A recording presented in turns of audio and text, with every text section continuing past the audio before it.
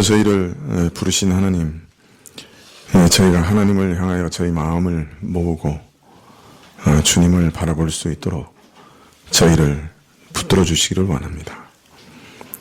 참 저희에게는 근심된 일도 많고 또 여러 가지 부산한 일들도 많아서 저희 마음이 참 모아져 하나님을 바라보는 것이 성령의 은혜가 아니시면 쉬되지 않습니다. 저희가 마음을 다 드려 주님 앞에 엎드리게 하시고 참으로 겸손하게 엎드려 예배하며 절하며 하나님께 우리의 마음을 드릴 수 있도록 허락하여 주옵소서. 저희가 한 주일 동안 삶 속에 늘 주님을 의식하며 주님을 향해 예배의 삶을 드리다가 오늘 저희가 다 함께 모여 그러한 삶을 돌아보며 혹 부족하고 범죄한 것이 있으면 회개하면서 또 우리 마음을 온전히 다 합하여 하나님께 드리고자 하는데 하나님께서 저희 안에 임하여 주옵소서. 성령으로 충만하게 임하여 주셔서 하나님의 영광을 우리 안에 다 드러내시기를 원합니다. 참 이 천지를 지으신 분이 저희 아버지라고 하셨으니 참 기이합니다. 또 저희 안에 주의 거룩한 영을 보내사 참으로 하나님을 아빠 아버지라고 부르짖을 수 있게 하신다 하셨사오니 그 비밀이 놀랍습니다. 천지를 지으신 분이 참으로 아버지시니 참으로 저희를 어찌 돌아보지 않으시겠습니까?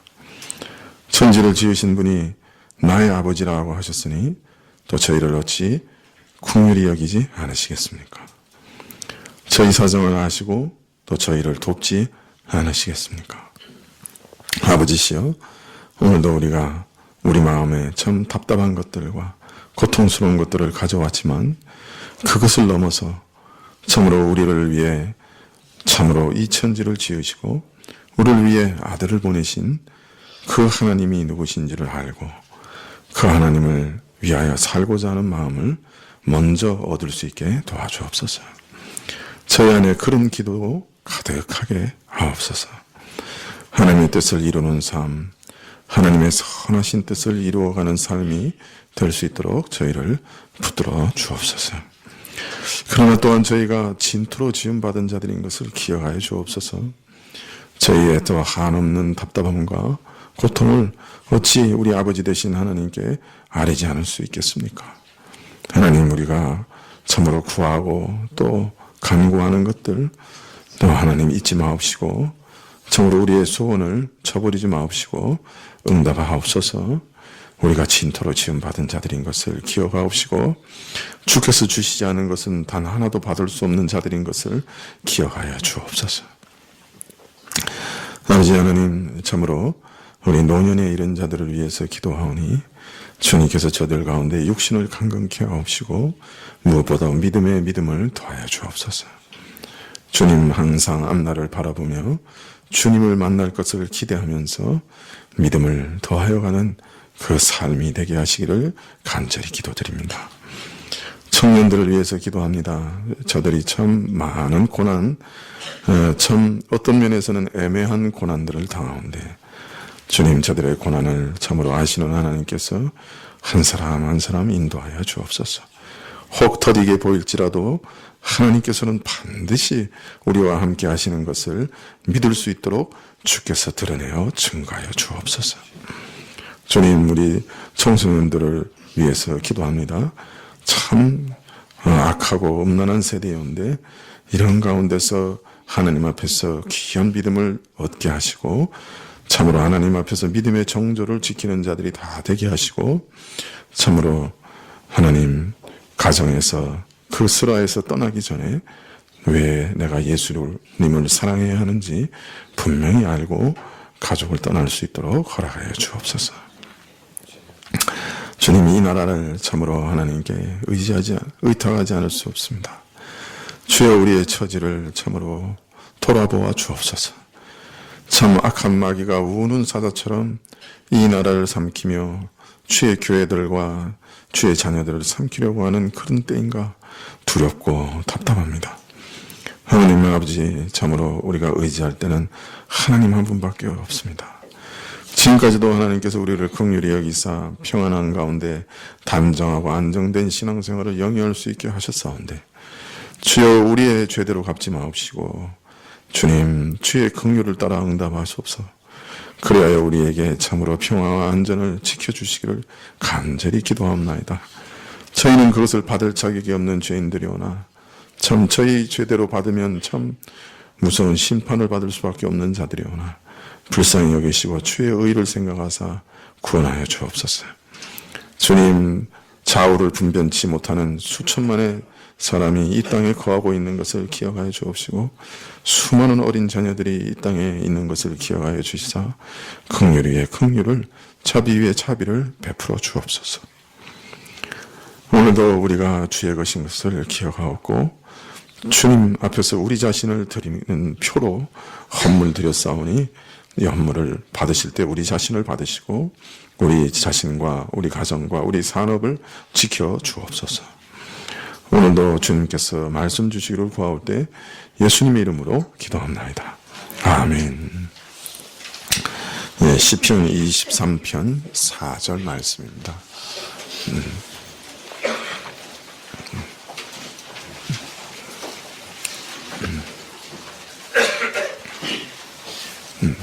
시편 23편 4절 말씀입니다.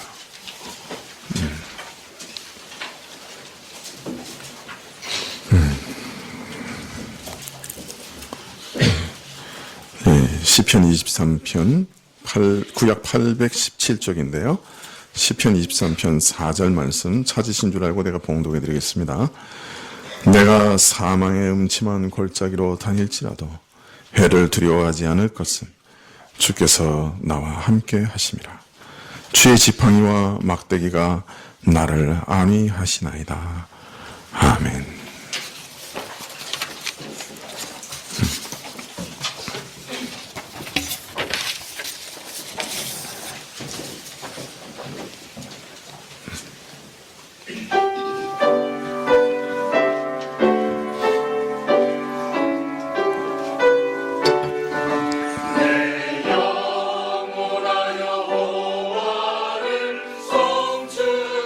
성축하려라 내 영혼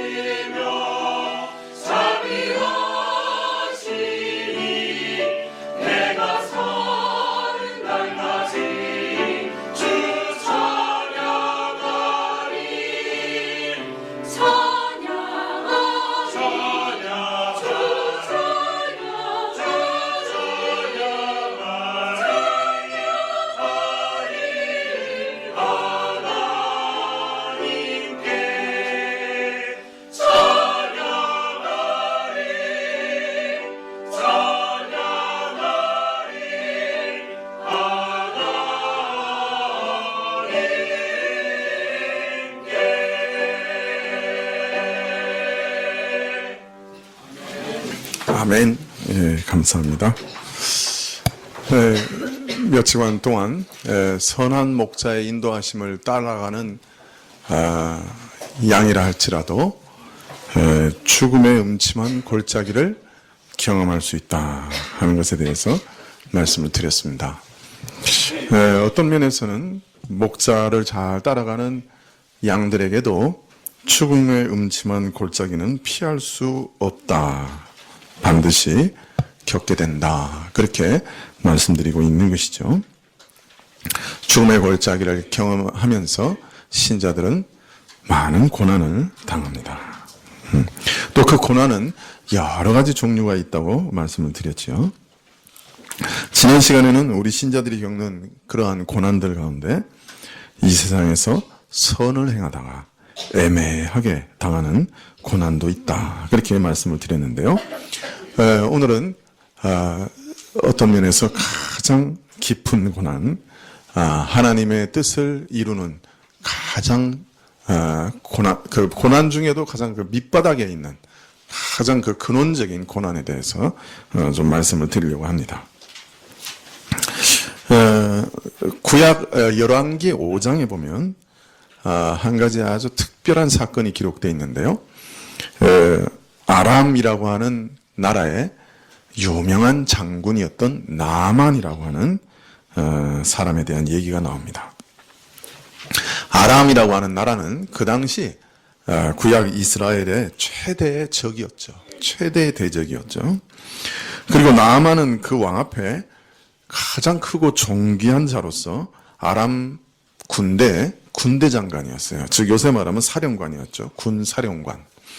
그런데 불행하게도 그는 문둥병자였습니다. 그리고 열왕기 5장의 이야기는 아람 사람들이 이스라엘을 침공해서 노략하는 과정에서 작은 계집아이 하나를 붙잡았다 하는데 그 얘기에 초점이 맞춰집니다. 이 아이는 아람에서 종으로 팔렸는데 공교롭게도 나만의 아내의 종이 되죠. 사실 이스라엘 사람이 다른 나라의 노예로 팔린다 하는 것은 전 그 인생에서 가장 그 불행한 처지가 되었다 하는 것을 뜻하는 것입니다. 그것보다 더 불행한 사건은 없죠. 왜냐하면 물론 어느 때나 어느 민족이나 노예로 팔린다고 하는 것은 참 불쌍한 처지가 되는 것이죠. 그러나 이스라엘 사람이 다른 민족에게 노예로 팔렸다 하는 것은 그보다 더 심각한 문제가 있었습니다. 그것은 하나님의 은택을 누리는 성전 예배에서 이제 영영이 끊어졌다 하는 것을 얘기하고 이제 하나님의 말씀과 그의 교회에서 영영이 끊어지게 되었다 하는 것을 말하는 것이었어요. 그러니 이보다 더 큰 불행은 없죠.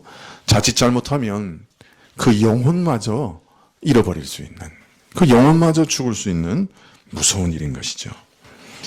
어떤 면에서는 육신이 죽는 것보다 더 불행한 사건이라고 할 수 있습니다. 그런데 이 작은 계집아이, 성경에 그 이름도 기록되어 있지 않는 이 작은 계집아이는 그 불행, 가장 참 처절한 불행 가운데서 그래도 믿음을 잃지 않았던 것 같아요. 그러면서 참 당돌한 얘기를 합니다.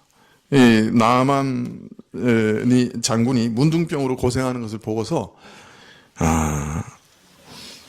참 우리 주인 엘리사, 우리 이스라엘의 선지자인 엘리사 앞에 나만이 좀 가면 좋겠다. 그러면 그 나만의 문둥병이 나을 수 있을 텐데 이런 얘기를 하는 거예요. 참 문둥병은 당시 사회에서는 어디서나 불치병으로 널리 알려져 있었는데 이 작은 계집아이가 어떻게 그런 생각을 했는지 또 어떻게 그런 믿음을 가지게 되었는지 참 엘리사 선지자가 하나님의 능력으로 문둥병도 고칠 수 있다 이렇게 장담을 한 거예요. 나중에 선지자가 못 고치면 어떻게 하려고 그러는지. 근데 또 더 기이한 일은 이 소리를 들은 나만이 그 참 지푸라기라도 참 잡으려고 했는지 그런 심정이었는지 아람 왕한테 가서 또 그 얘기를 하고 허락을 받습니다. 그래가지고 많은 예물을 가지고 이스라엘로 갑니다. 이스라엘 왕한테 가서 국서를 내밀죠. 국서를 펼쳐보니까 내가 이 장군 나아만을 보내니 그 문둥병을 고쳐 보내주시오. 왕이 화들짝 놀라죠. 이거는 전쟁을 하려고 시비를 거는 것과 다름없다. 그러고 막 옷을 푹 찢고 난리가 났어요. 근데 이제 엘리사가 그 얘기를 듣고 나아만 장군을 나에게 보내라 그러죠. 나아만 장군이 이제 또 엘리사한테 찾아갔는데 엘리사는 뭐 문도 안 열어줘요.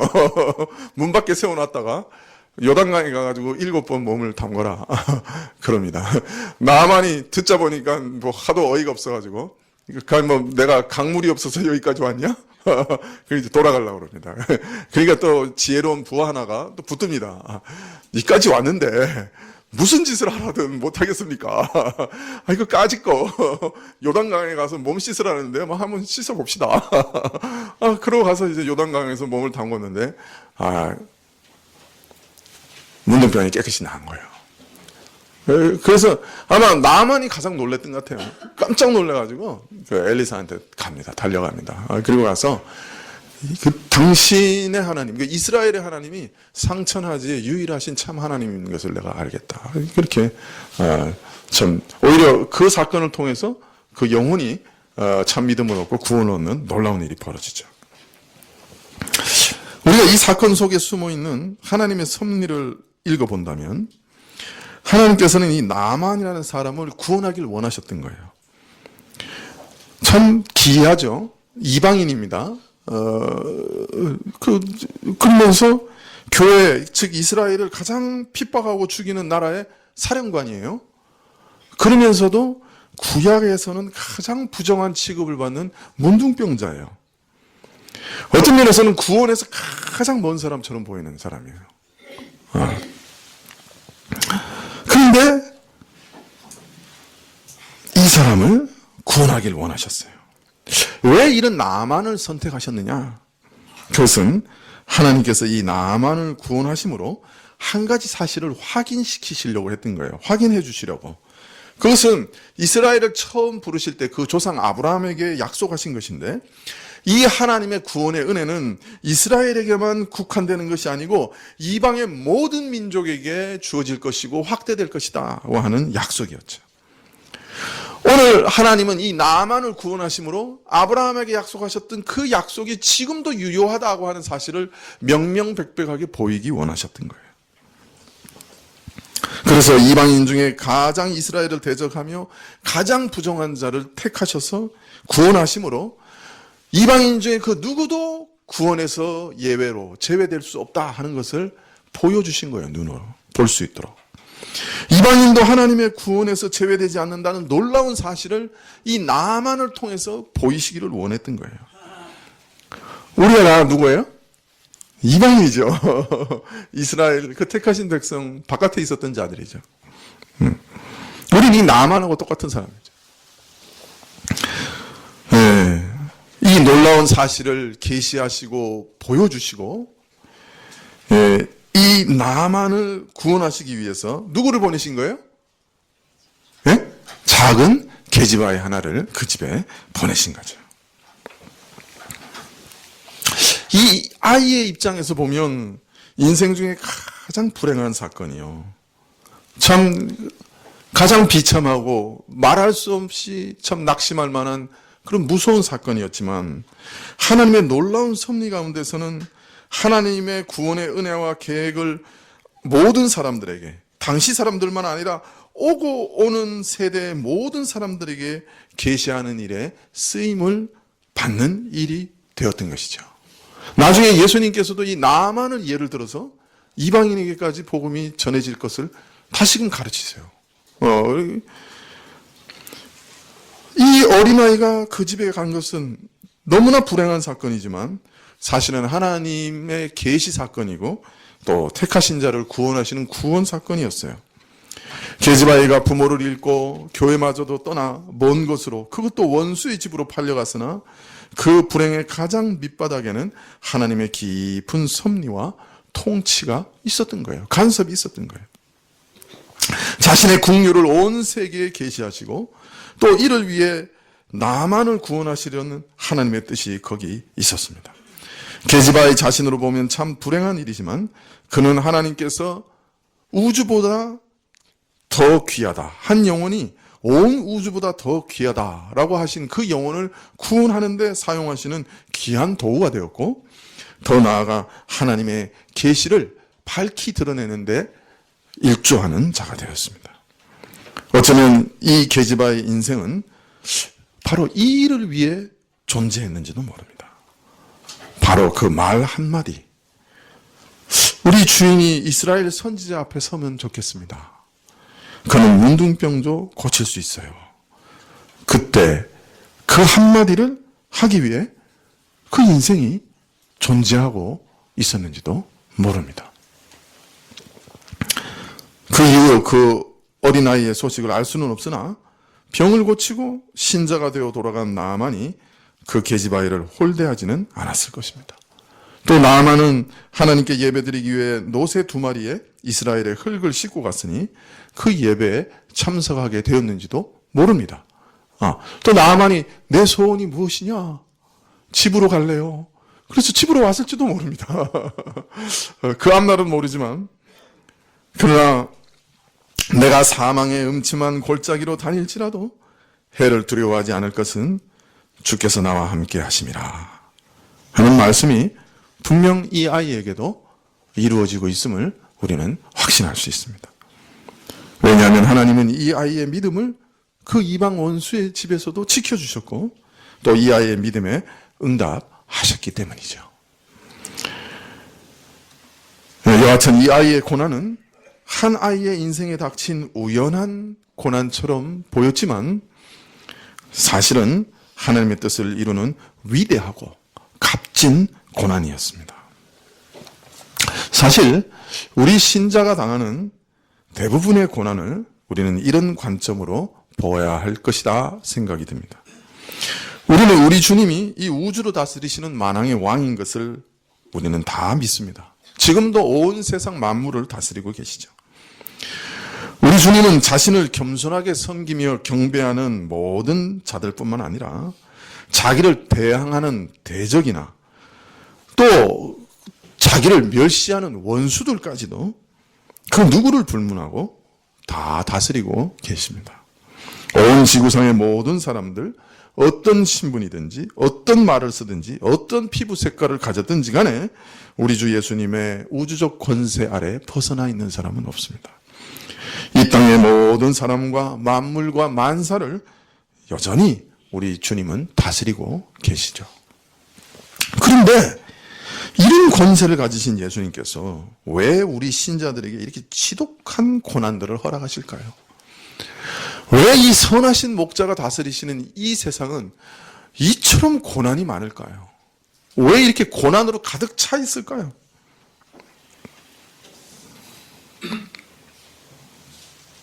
그가 우리를 위하시고 사랑하신다고 하면 왜 신자의 삶에도 고난이 그칠 날이 없을까요? 우리는 그 이유를 조금밖에 알지 못합니다. 우리 신자들의 고난은 우리가 그리스도를 버리고 세상으로 나가 탕자처럼 되었을 때 우리를 부르시는 고난일 수도 있고, 우리 죄를 버리고 정결하게 되도록 우리를 채찍질하시는 고난일 수도 있고, 하나님 아버지가 누구신지 더 깊은 차원에서 알고 깨닫게 하시려고 주시는 고난일 수도 있습니다. 그러나 우리는 우리가 당하는 고난의 이유를 이 땅에서 다 알지는 못하죠. 그러나 신자가 당하는 고난에 있어서 아주 분명한 것은 하나 있습니다. 아주 분명한 이유가 하나 있습니다. 그 고난이 우리에게 어떤 이유로 주어졌든지 간에 그 고난의 궁극적인 목적은 우리에게 영생을 주시는 일입니다. 모든 고난의 가장 궁극적인 목적은 우리에게 영원한 생명을 주시는 것입니다.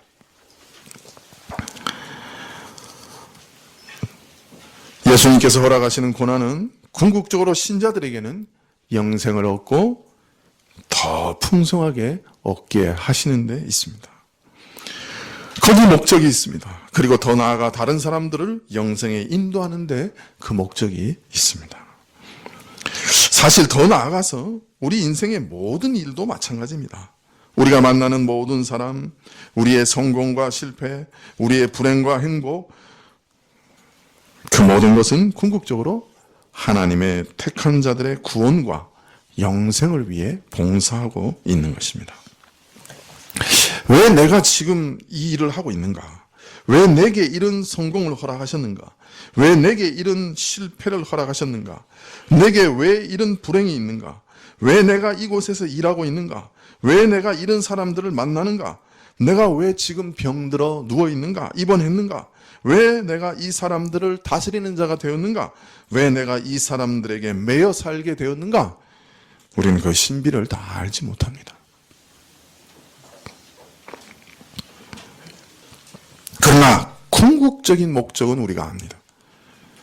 택자들의 구원과 영생을 위해 그 모든 것을 봉사하고 있습니다. 우리는 이런 관점으로 우리 모든 고난과 우리 모든 일을 바라보아야 합니다. 사실 온 우주는 하나님의 아들들이 이 땅에 온전히 다 드러나게 하기 위한 해산의 수고를 지금 겪고 있습니다. 이것이 로마서 8장의 말씀입니다.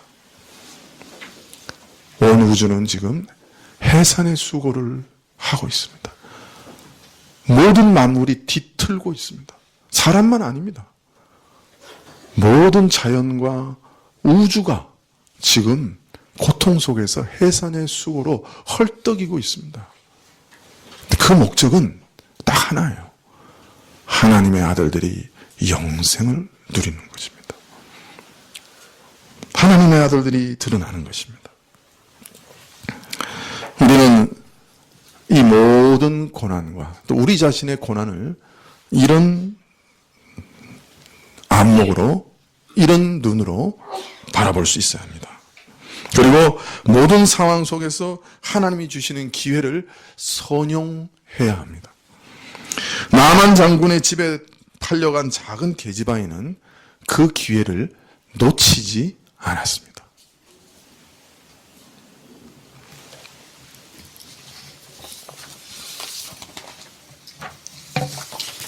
우리는 고난의 이유와 비밀을 다 알지 못하지만 예수님께서 이루시는 구원의 역사에는 항상 큰 고난이 함께 있었습니다. 예수님께서 십자가에서 우리가 받아야 할 모든 지옥의 형벌을 대신 받으시고 사람이 상상할 수도 없는 고난을 받으셨지요. 온몸이 채찍질로 찢기시고 머리에는 가시가 박혀 들어오면서 육체적으로 목마르고 십자가에서 팔과 다리가 박혀 있어서 팔에 힘을 쓰면 등줄기에 전기 충격과 같은 충격이 와서 다리에 힘을 주게 되고 다리에 힘을 주면 역시 똑같은 충격이 옵니다. 다리와 팔에 번갈아 가며 힘을 주다가 전기적인 충격 가운데 사람이 사망하게 되죠. 그러나 그것은 아무것도 아니었죠. 육체적인 고통은 전 하나님이시고 하나님의 아들이시고 이스라엘의 참된 왕이셨는데 자기 백성에게 왔는데 자기 백성이 모독하고 예수님을 죽입니다. 네가 하나님의 아들이거든 한번 십자가에서 내려와 봐라. 정신적인 엄청난 모독감을 줍니다. 그것도 아무것도 아니었죠. 우리 자신의 모든 죄들, 우리 죄인들의 모든 죄를, 우리가 지옥에서 받아야 할 모든 심판을 십자가에서 대신 받으시고 하나님이 친히 예수님을 십자가에서 심판하셨죠. 엘리 엘리 라마 사박다니, 하나님 하나님 어찌하여 나를 버리시나이까. 실제로 그 영혼이 하나님부터 버림을 받았죠. 지옥의 심판을 받으셨죠. 우리가 받아야 할 지옥의 심판을 대신 받으셨죠. 예수님의 고난은 우리 말로 다 설명할 수 없고요.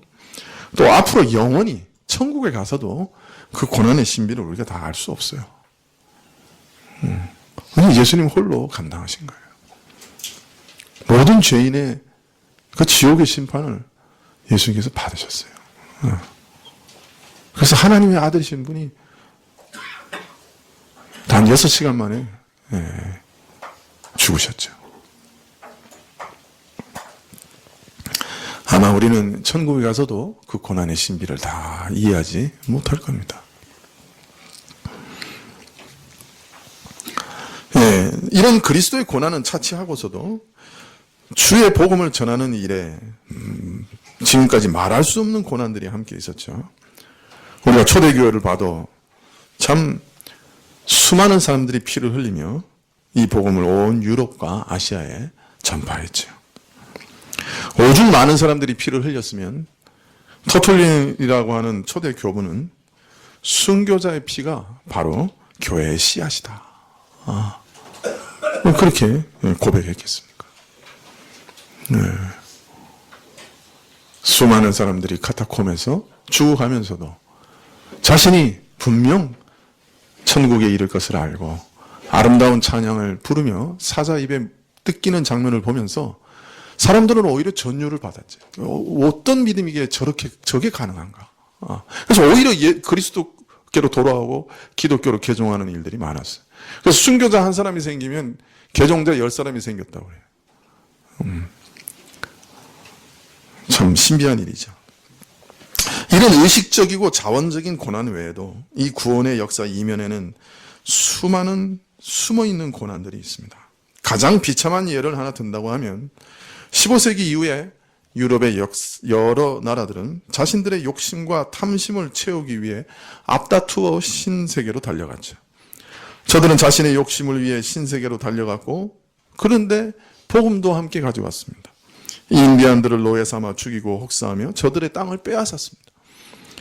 저들 중에 그러나 몇몇은 그리스도의 복음을 듣고 개종하고 영원한 생명을 얻었습니다. 또 새로운 이주민들이 가져온 패스트와 전염병 등으로 인해 인디안들의 인구가 급감하자 유럽 이주자들은 아프리카 대륙의 흑인들을 노예로 삼아서 참으로 아프리카의 반을 초토화시켰습니다. 수백만의 노예들이 고향을 떠나 대서양을 건너 낯선 땅으로 끌려갔죠. 끌려가는 뱃속에서 20% 이상이 사망하여 다시는 땅을 밟아보지도 못했습니다. 그러나 이들이 끌려간 그 농장에서 저들 중 일부는 복음을 듣고 예수님을 영접합니다. 아프리카 땅에 정식으로 선교사들이 들어가 복음을 전하기 수백 년 전에 저들은 노예로 대서양의 그 거친 파도를 거쳐 아메리카라고 하는 낯선 땅으로 끌려왔지만 그리고 죽음의 땅에서 죽도록 고생하며 노예로 살았지만 그러나 이상하게도 그 가운데 예수님을 만나고 영원한 생명을 얻는 자들이 많이 일어났습니다. 그래서 저들은 노예였지만 사실은 진정한 자유, 죄와 사망에서의 자유를 얻었습니다. 예수님께서 처음 이 땅에 오셨을 때도 마찬가지죠. 나사렛에서 잉태된 예수님을 성경에 예언된 대로 베들레헴까지 오게 하신 일은 로마 황제가 세금을 더 많이 거두려고 전 세계 사람들로 하여금 호적을 하도록 명했기 때문이었습니다. 로마 황제는 자신의 욕심과 제국의 안녕을 위해 세금을 더 거두려는 목적으로 사람들로 하여금 일일이 호적하게 하였지만 거기 하나님의 섭리가 숨어 있었습니다. 메시아로 하여금 그 예언된 곳으로 가서 거기서 태어나도록 하게 하시기 위함이었죠. 분명히 구약에서는 메시아가 베들레헴에서 태어난다 예언돼 있었죠. 나사렛에 저 북쪽에 살고 있었던 분이 저 함흥 저쪽 이런데 우리나라로 따지면 저 북쪽에 살던 분이 경상북도까지 내려왔어요. 사실은 그 잉태한 산모가 고생을 하면서 왜? 로마 황제가 고아에 가서 호적하라고 명령했기 때문이죠.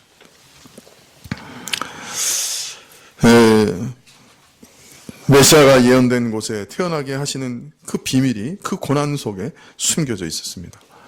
그러나 당시 많은 사람들은 그 식민지 백성들은 참으로 터벅터벅 걸어서 자기 고향으로 돌아가며 많은 고난을 당했죠. 예수님도 태어나자마자 여관을 구하지 못해서 말구유에서 그죠? 태어나셨죠. 말구유에 태어나자마자 얹었죠. 누이셨죠. 하나님의 깊은 섭리는 지금도 세계를 움직이시고 통치하시나 그 가운데는 인간의 악함을 허용하는 통치이기도 합니다. 그로 인해서 수많은 사람들이 엄청난 고통과 고난을 당하기도 하지요. 그러나 이 모든 일에도 궁극적인 목적은 사람들로 영생을 주시려고 하는 데 있습니다.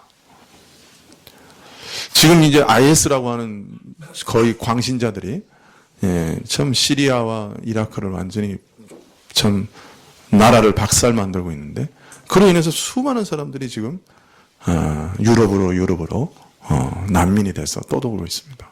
그래서 참 비참한 현실이죠. 근데 놀라운 것은 그 시리아 난민들 중에 많은 사람들이 예수님의 복음을 듣고 지금 개종하고 있다는 거예요.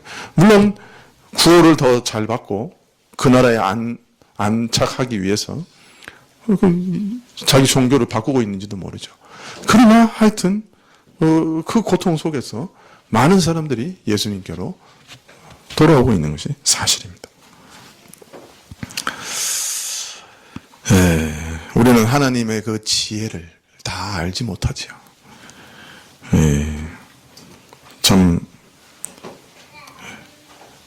믿는 자들이나 믿지 않는 자들이나 고난과 고통의 참 상황 가운데서 참 부르짖고 있죠. 그런데 성경에는 로마서 8장에 말씀하시기를 그 모든 것조차도 사실은 이것이 해산의 수고다. 해산의 수고다. 하나님의 아들들이 이 땅에 온전히 드러나기 위한 해산의 수고다. 그렇게 말씀합니다. 그래서 신자들은 아무리 고난과 고통의 상황 가운데 처한다 할지라도 여기 하나님의 뚜렷한 목적이 있다. 이것은 의미 없는 고난이 아니다 하는 것을 확신합니다. 그것이 무엇인지는 모르지만 이 안에도 하나님의 선하신 목적이 있다. 그렇게 확신하는 거예요. 그리고 궁극적으로는 이 모든 것이 영생을, 영원한 생명을 사람들에게 주시려고 하는 목적이 있다 하는 것을 의심하지 않는 것이죠. 그만한 고난이 가치가 있는 것일까요? 가치가 있다고 저는 생각합니다. 지옥과 천국을 생각한다면 나는 이 땅에서 내 삶의 모든 순간이 지옥 같다 할지라도 천국을 얻을 수 있다고 하면 그 편을 선택할 겁니다.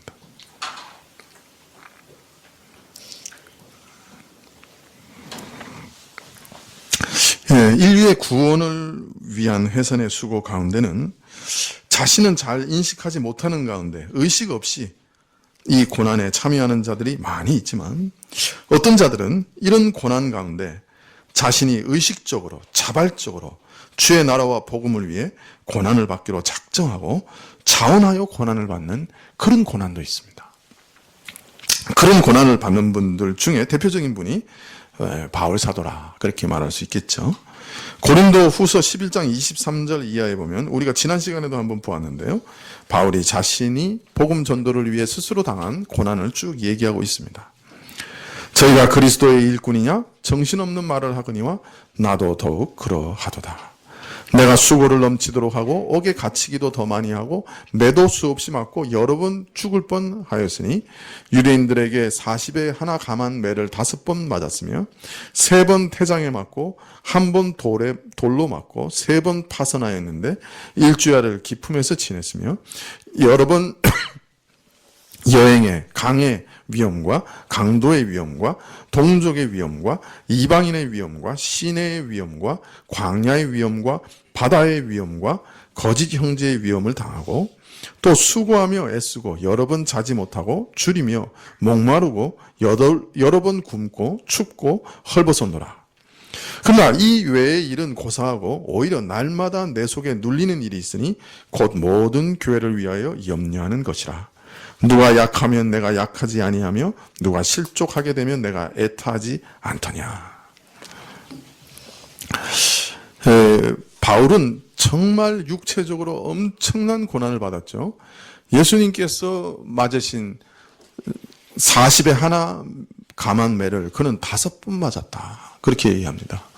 참 이루 말할 수 없는 육체적인 고난을 당했는데, 그러나 그보다도 더 큰 고난은 항상 그 마음에 교회들을 향한 근심 걱정이 끊이지 않았던 일이라. 그렇게 얘기하면서, 그러나 이 고난의 의미를 이렇게 얘기합니다. 골로새서 1장 24절을 한번 찾아보실까요? 우리 한번 이 구절은 한번 읽어보시면, 같이 읽어보시면 좋겠어요. 골로새서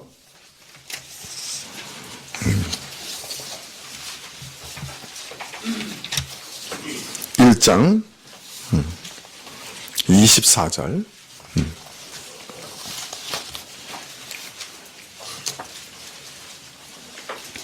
골로새서 1장 24절, 신약 325쪽입니다.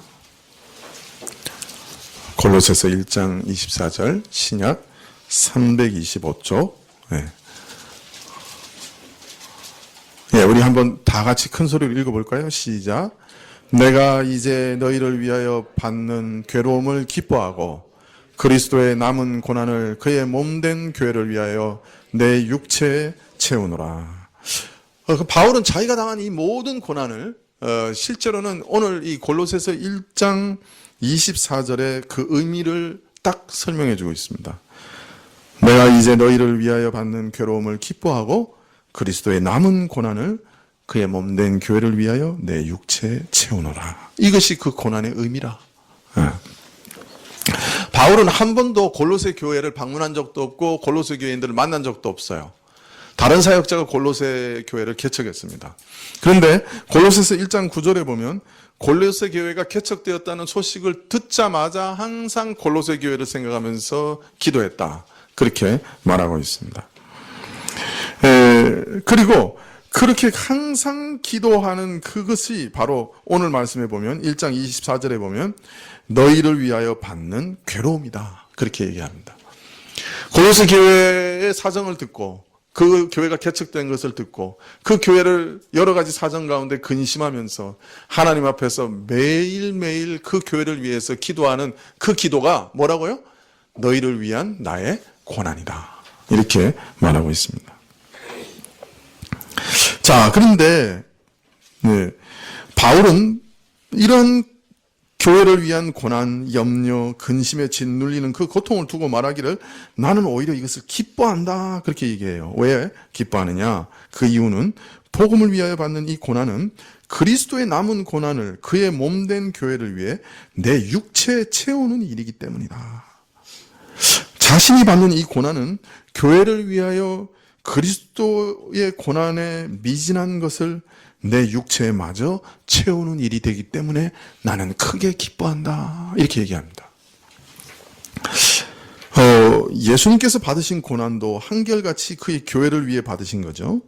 죄로 말미암아 저주받아 죽을 수밖에 없는 우리 죄인들을 살려 영원한 생명을 주시고자 하는 그 한 가지 목적을 위해 겪으신 고난이죠.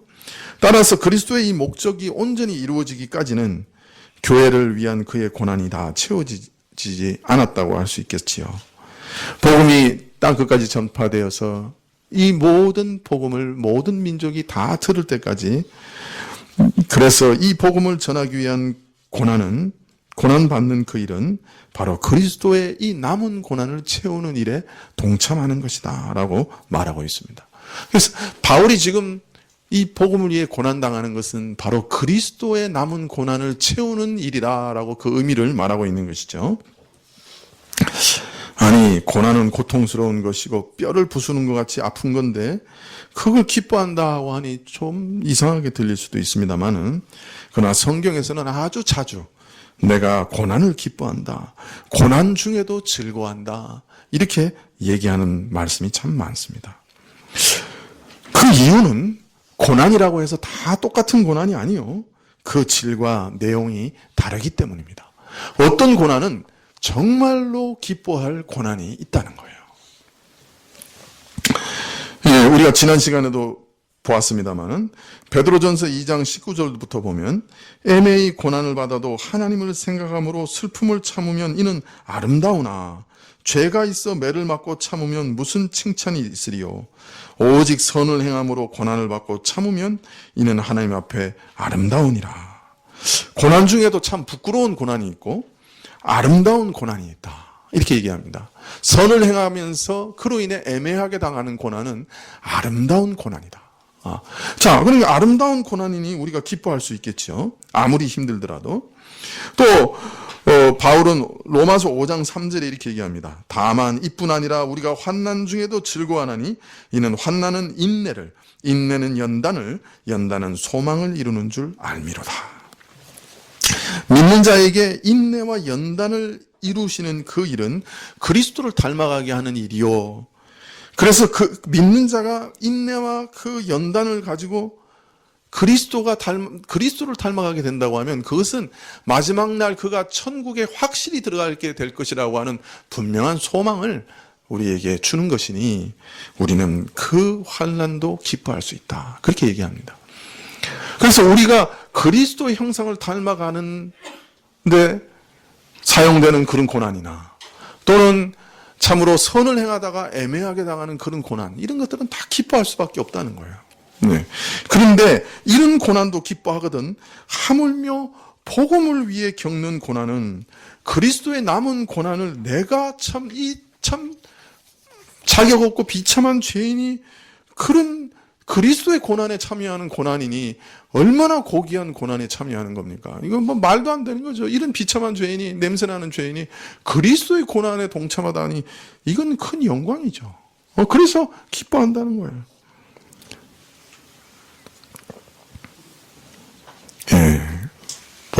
비록 고난과 아픔이 환난이 우리에게 주어지지만 그 일 자체가 너무나 고귀하기 때문에 그리스도의 고난에 참여하는 그런 대단한 일이기 때문에 참 그 기쁨이 고난과 비교할 수 없다. 그래서 기뻐하는 거야. 내 육체에 그리스도의 남은 고난을 채우는 것이라. 우리 육체는 이전에는 어디다 사용했던 것들입니까? 더러운 생각 가운데서 악한 죄를 범하고 방탕하고 추악고 참 온갖 더러운 쾌락 가운데 몸을 사용해 왔는데 이런 육체를 입고 이런 몸을 통해서 이루어지는 삶이 이제 바뀌어서 그리스도의 남은 고난을 채울 수 있는 삶이 되었다. 참 얼마나 기쁘고 감사한 일이야. 죄의 종로로 타던 육체를 이제는 그리스도를 위해서 사용하고 그리스도의 고난을 내 육체에 채우고 있다. 얼마나 기뻐할 일이냐 말이야. 바울은 오늘 교회를 위해 근심하고 그 교회를 위해 기도하는 일을 그리스도의 남은 고난을 자기 육체에 채우는 일이라 그렇게 얘기했습니다. 사실 우리도 교우들의 어려운 사정을 들으면 마음이 근심되고 힘들어지죠. 참 이상해요. 교우들은 남과 같이 느껴지지 않아요. 참 마음이 힘듭니다. 그러나 이런 일들, 참 그 교우들을 위해서 마음에 근심되고 고통스러운 가운데서 함께 기도하는 그것을 바울은 오늘 뭐라고 얘기하냐면 그리스도의 남은 고난을 내 육체에 채우는 것이다. 그렇게 얘기하고 있어요. 그게 참 얼마나 귀한 일인지 모른다고 말하고 있는 거예요. 고로새 교회가 참 여러 가지 어려운 문제가 있어서 근심하고 밤낮으로 교회를 위해 기도하는데 근데 사실 그 고난이 그리스도의 남은 고난을 내 육체에 채우는 것이다. 이렇게 얘기하고 있는 거예요. 그렇다면 오늘 우리가 교회와 또 다른 교회들을 위해서 날마다 하나님 앞에 기도하는 그 고난이 또 얼마나 귀한 은혜냐 말이에요.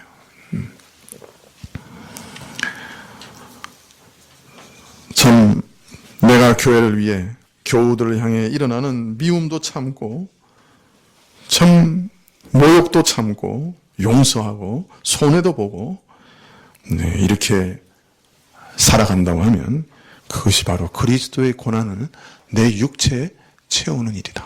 그렇게 말할 수 있겠죠.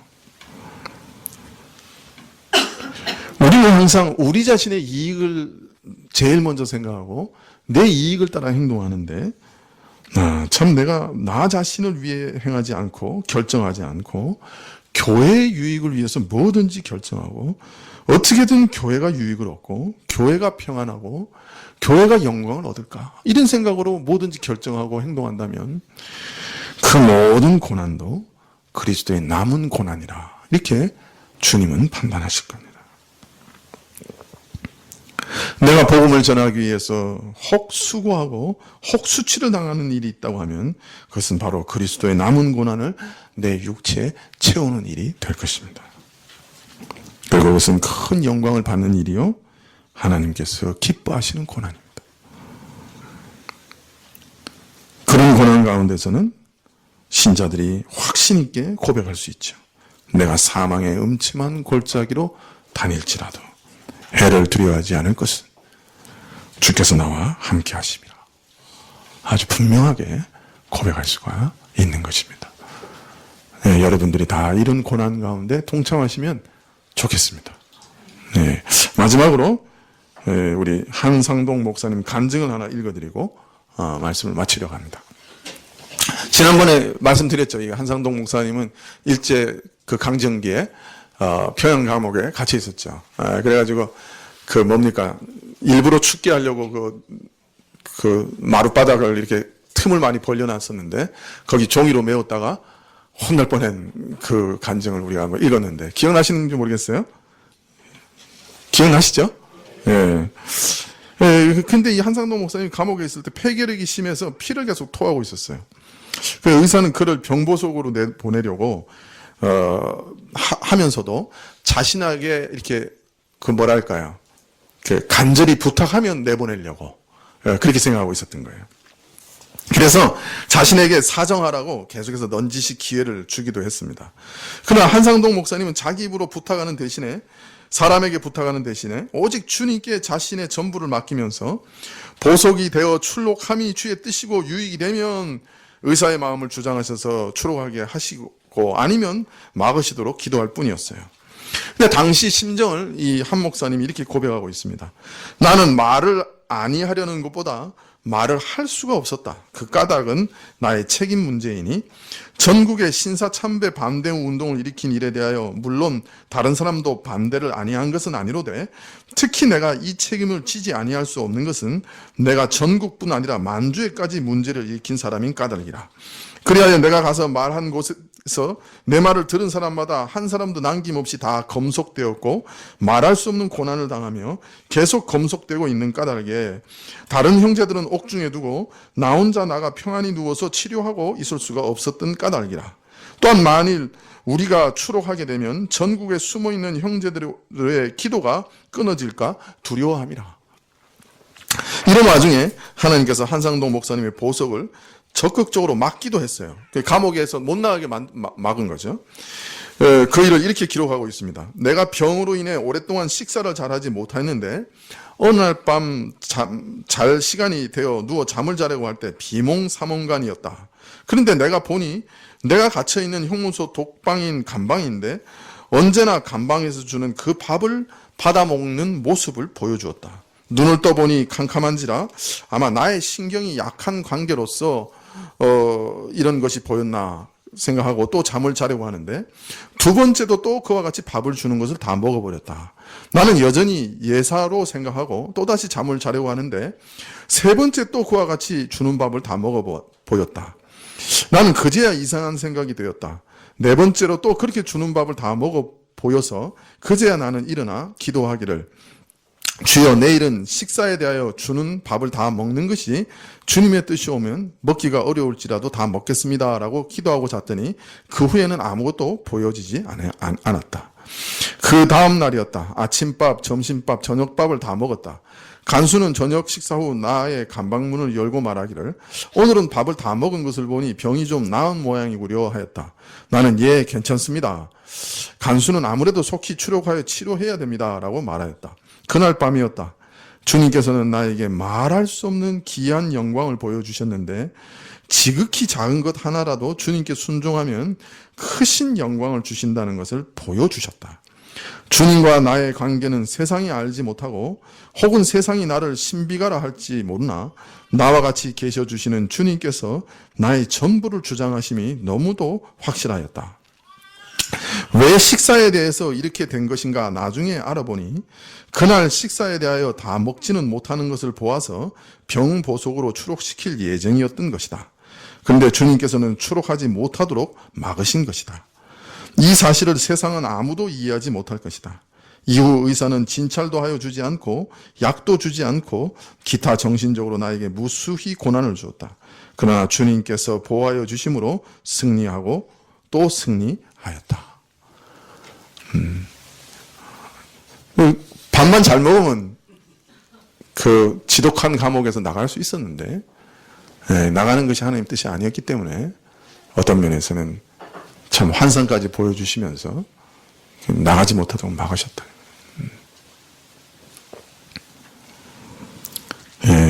신자들은 주를 위해 고난당하는 것이 어떤 면에서는 가장 영화롭습니다. 한상동 목사님이 얘기하셨잖아요. 지극히 작은 거 하나를 순종하는 것도 나중에 신자에게는 큰 영광이 된다.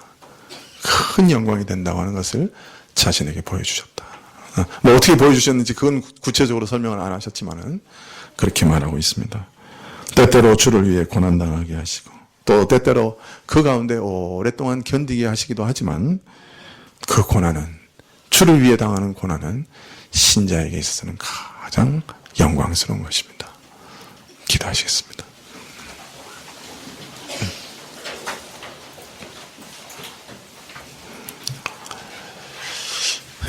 주를 위해 당하는 고난이 없는 세대 가운데서 참 평안함을 누리며 살아가지만 사실 우리에게는 아무런 영광도 없는 그런 삶이 될까 또 두렵기도 합니다.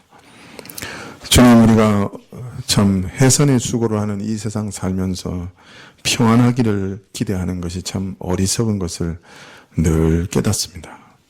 우리 안에 어떤 고난과 고통이 주어진다 할지라도 궁극적인 목적은 우리를 유익하게 하시는 것이요. 끝내는 우리에게 영원한 생명의 나라로 인도하시고 영생의 영광을 주시고자 하는 것이 목적인 것을 우리로 깨닫게 하옵소서. 그리하여 그 고난의 원망과 참 하나님을 향한 참 쓴뿌리로 반응하지 않게 해주시고 오히려 참 하나님의 은혜를 더 간절히 기대하고 인내할 수 있는 믿음을 기대하고 간구하며 또 주의 때에 풀어주시도록 간절히 기도하는 그런 믿음의 사람들이 다 될 수 있도록 허락하여 주옵소서. 혹 주를 위하여 영광 받게 될 때에는 참 그 영광, 그 고난 받게 될 때는 그 고난이 주는 장차의 영광을 소망할 수 있는 믿음 주시고 우리 안에 늘 견딜 수 있는 은혜 주시기를 간절히 기도합나이다. 예수님의 이름으로 기도합나이다. 아멘. 367장 찬송하시겠습니다.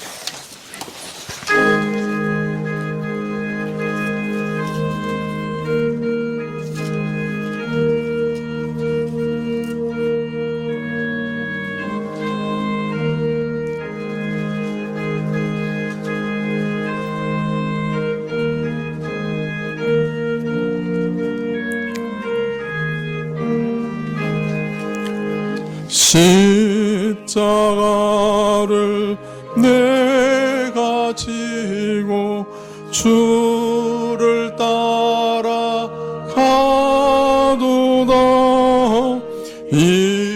이제부터 예수로만 나의 보배 삼겠네. 세상에서 부귀영화 모두 잃어버려도 주의 평안 내가 받고 영생 복을 얻겠네. 주도 곤욕 당했으니 나도 곤욕 당하리. 세상 친구 감사하되 예수 진실하도다. 예수 나를 사랑하사 빛난 얼굴 펴시며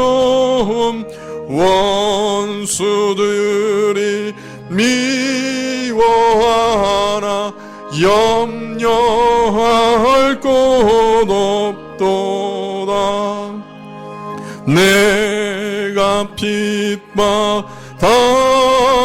때에 주의 품에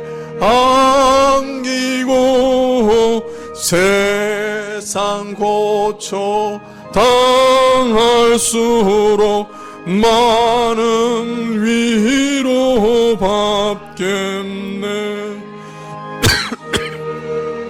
주신 기쁨에 기뻐할 것 무엇냐. 주가 나를 사랑하니 기뻐할 것뿐일세. 3절입니다. 내가 핍박당할 때에 주의 품에 안기고 세상 고초 당할수록 많은 위로 받겠네. 주가 주신 기쁨 외에 기뻐할 것 무엇냐. 주가 나를 사랑하니 기뻐할 것뿐일세.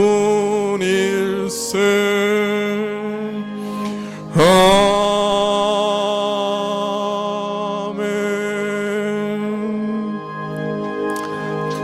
기도하시겠습니다.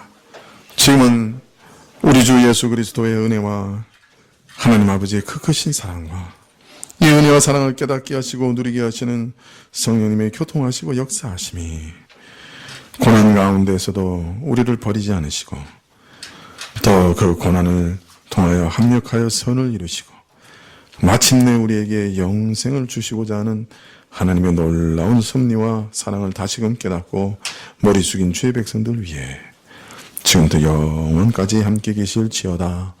아멘.